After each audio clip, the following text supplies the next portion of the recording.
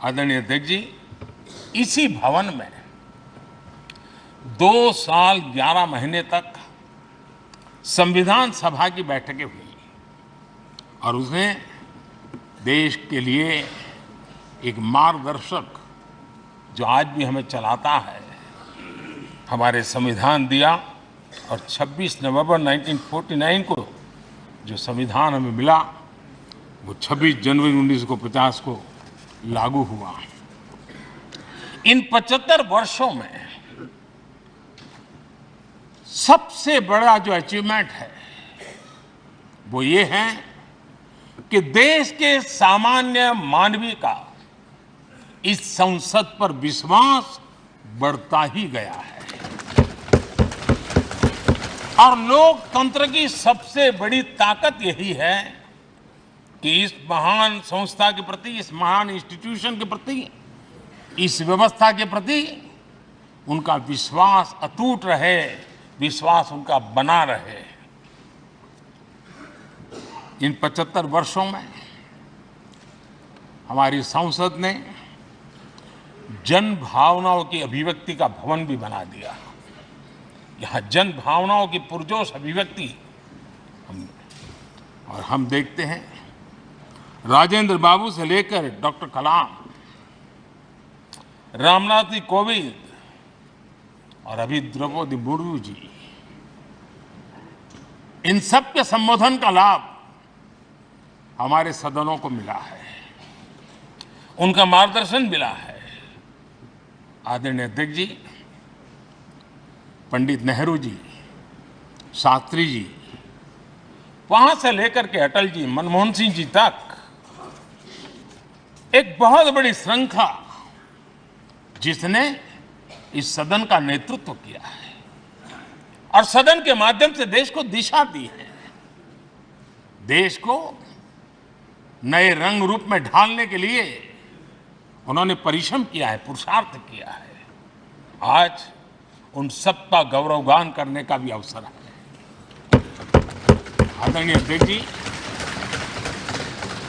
सरदार वल्लभ भाई पटेल, लोहिया जी, चंद्रशेखर जी, आडवाणी जी, न जाने अनगिनत नाम जिन्होंने हमारे इस सदन को समृद्ध करने में, चर्चाओं को समृद्ध करने के लिए,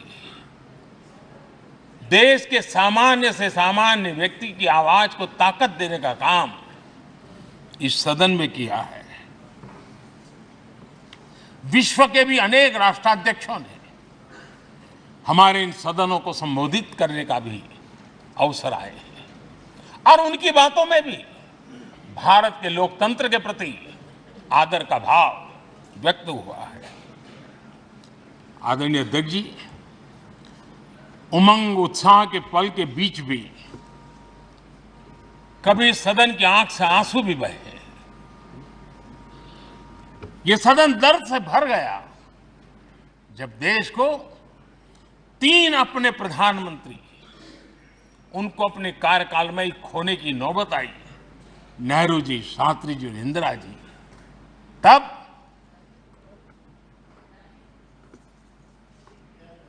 ये सदन अश्रुभीनी आंखों से उन्हें विदाई दे रहा था। आदरणीय अध्यक्ष जी, अनेक चुनौतियों के बावजूद भी हर स्पीकर ने, हर सभापति ने बेहतरीन तरीके से दोनों सदनों को सुचारू रूप से चलाया है और अपने कार्यकाल में उन्होंने जो निर्णय किए वो निर्णय मावलंकर जी से काल से शुरू हुए हो या सुमित्रा जी के कालखंड के हो या बिरला जी के, आज भी उन निर्णयों को रेफरेंस पॉइंट माना जाता है।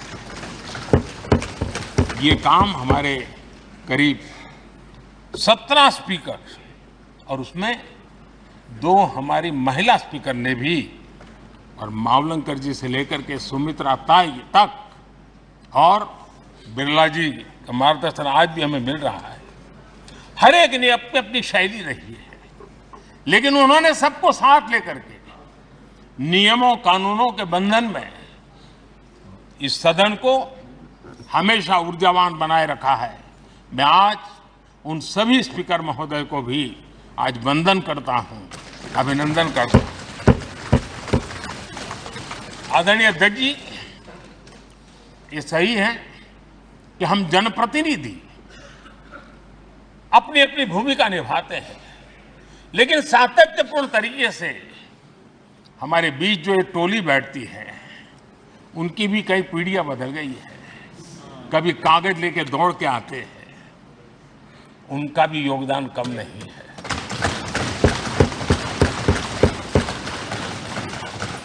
हमें कागज पत्र पहुंचाने के लिए दौड़ते हैं, सदन में कोई गलती ना हो जाए, उसके निर्णय में कोई गलत ना हो जाए, उसके लिए वो चौकन्ने रहते हैं। जो काम इनके द्वारा हुआ है, उसने भी सदन के क्वालिटी ऑफ गवर्नेंस में तेजी लाने में बहुत बड़ी मदद की है। मैं उन सभी साथियों का और इनके पूर्व में जो रहे हैं उनका भी हृदय से अभिनंदन करता हूं। इतना ही नहीं, सदन मतलब ये खंड ही नहीं है, इस पूरे परिसर में अनेक लोगों ने, किसी ने हमें चाय पिलाई होगी, किसी ने पानी पिलाया होगा, किसी ने रात रात चली हुई सदन को किसी को भूखा पेट रहने नहीं दिया होगा। कई प्रकार की सेवाएं की होगी। किसी ने माली ने इसके बाहर के एनवायरनमेंट को संभाला होगा, किसी ने इसकी सफाई की होगी। न जाने कितने ही अनगिनत लोग होंगे जिन्होंने हम सब अच्छे ढंग से काम कर सके, और यहां जो काम हो वो काम देश को आगे बढ़ाने के लिए अधिक से अधिक तेजी से हो, उसके लिए जो माहौल बनाना, व्यवस्था बनाना, उसके लिए जिसने योगदान दिया है, मेरी तरफ से भी और इस सदन की तरफ से भी मैं उनका विशेष रूप से नमन करता हूं।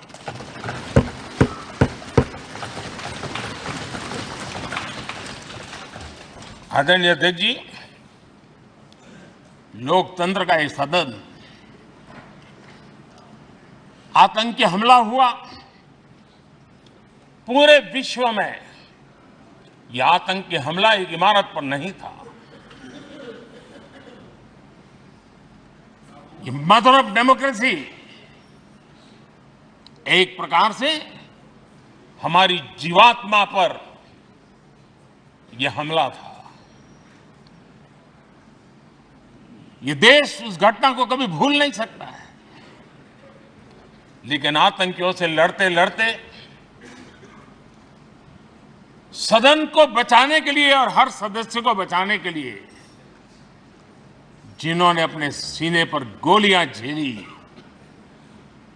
आज मैं उनको भी नमन करता हूं। हमारे बीच नहीं है, लेकिन उन्होंने बहुत बड़ी रक्षा की है। आदरणीय अध्यक्ष जी, जब आज हम इस सदन को छोड़ रहे हैं, तब मैं उन पत्रकार मित्रों को भी याद करना चाहता हूं जिन्होंने जीवन में,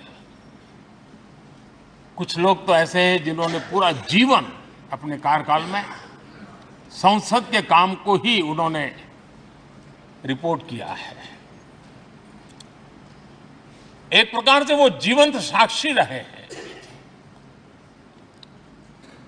उन्होंने यहां की पल पल की जानकारी देश तक पहुंचाई, और तब तो ये सारा टेक्नोलॉजी अवेलेबल नहीं थी। तब वही लोग थे जो यहां की बात पहुंचाते थे, और उनका सामर्थ्य था वो अंदर की भी पहुंचाते थे और अंदर के अंदर की भी पहुंचाते थे।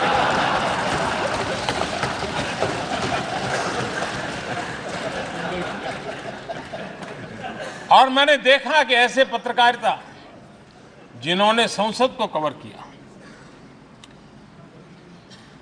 शायद उनके नाम जाने नहीं जाते होंगे, लेकिन इनके काम को कोई भूल नहीं सकता है। और खबरों को लिए नहीं, भारत की इस विकास यात्रा को संसद भवन से समझने के लिए उन्होंने अपनी शक्ति खपा दी थी।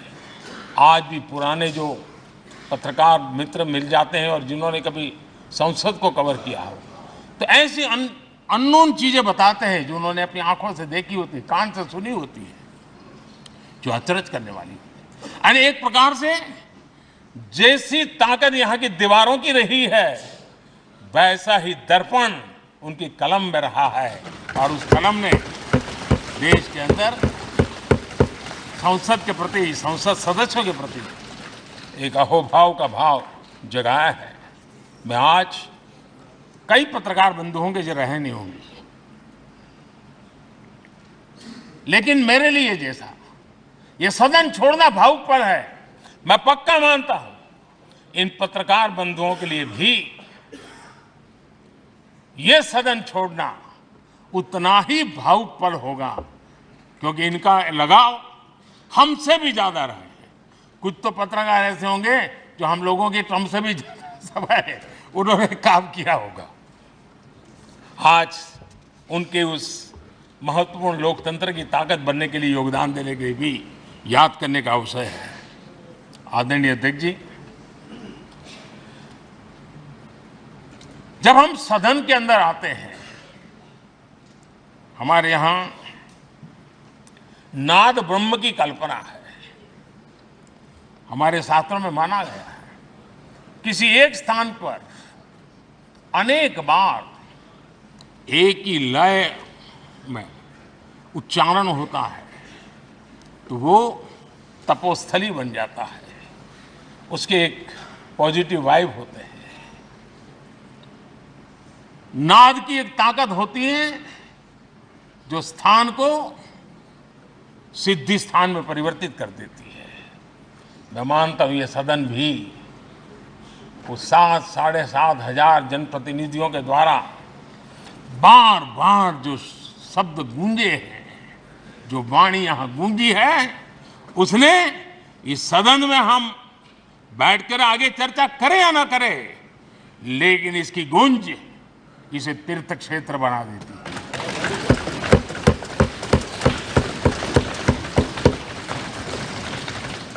एक जागृत जगह बन जाती है, और लोकतंत्र की प्रति श्रद्धा रखने वाला व्यक्ति आज से 50 साल के बाद भी जब यहां देखने के लिए भी आएगा तो उसे उस गूंज की अनुभूति होगी कि कभी भारत की आत्मा की आवाज यहां पर गूंजती थी। और इसलिए अध्यक्ष महोदय,